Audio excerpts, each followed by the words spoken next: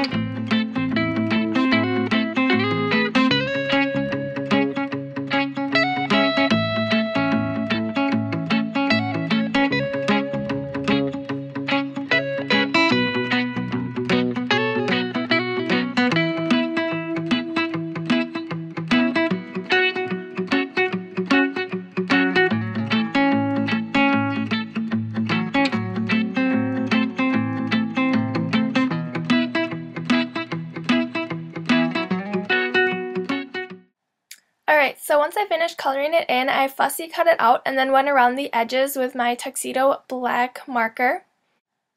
Next, I'm going to choose my pattern paper. I'm using the American Crafts Autumn Crisp 6x6 paper pad. So one of the pattern papers I chose was this teal blue color, and then the yellow with the kind of leaf images, and I cut them down. The teal piece is 1¼ inches by 5½, and the yellow piece is 3 inches by 5½. And I chose these colors because I thought they kind of look like wallpaper. So next I'm going to take a wood grain image from the same 6x6 paper pad, and this is going to be my floor. So I'm going to show you how to create kind of the 3D look so that it looks like a room. So I'm just taking this and I cut that down to 3 inches by the 6 inches. It doesn't really matter how long that is. And I'm just adhering down the wallpaper part first. So I'll adhere down the yellow one, and then same with the blue one, and that's going to go on the right side.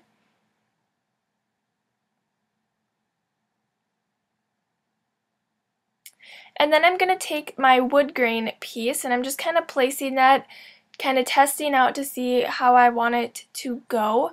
But then I'm going to just take a little piece of my ATG gun and put a little adhesive on the back so that when I flip it over to measure, it stays in place. So you can see there's just a tiny bit so that it's not going to stick really well, so I'll be able to lift it off the paper. So I laid it down, and then I'm going to take my ruler and I'm going to make an angle on the other side. So see, I'll take my ruler and then measure out how far I want that angle to be, and then just use my pencil and draw in a line. And then I'm going to go on the back and trim off all the excess pieces there so I know where they go, and then I can just trim them off with my trimmer. So you can see that is what my piece looks like. I added some more adhesive and then I can adhere that down. The corner is a little bit off, but I'm covering it up anyway, so it's not going to matter too much. So then it looks like the wallpaper or the toilet paper is on one of the walls and then the cat is sitting on the floor. So I'm just taking my Tombow Mono Multi-Glue and adding some adhesive to the back of my cat image, and then I can glue that into place.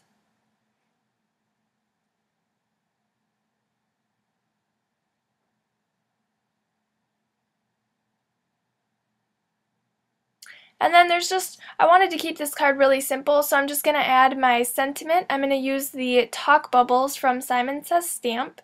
I'm going to use the long rectangular one. And I just have a piece of white cardstock, and I'll run that right through my Cuttlebug.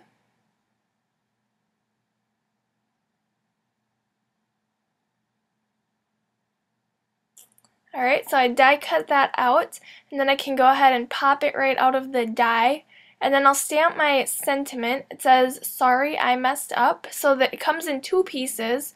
So I will stamp the sorry first, and then the I messed up. You could stamp it at one time and just put it all on your stamp block, but I thought it was easier instead of trying to line both of those up that I would just stamp one at a time.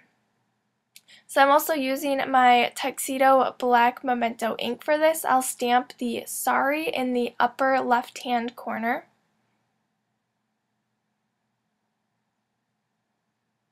And then I will take the I messed up stamp and stamp that in the lower right-hand corner.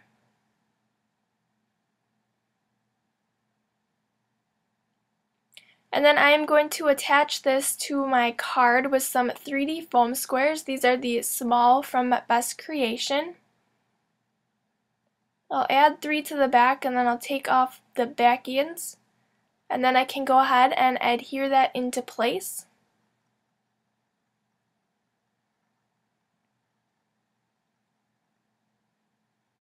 And then that is my finished card for today. It's a simple card, but it shows you kind of how to add dimension to your card. If you enjoyed this video, make sure to give it a thumbs up, and if you're not a subscriber, go ahead and hit that subscribe button, and I will see you back here next time. Bye!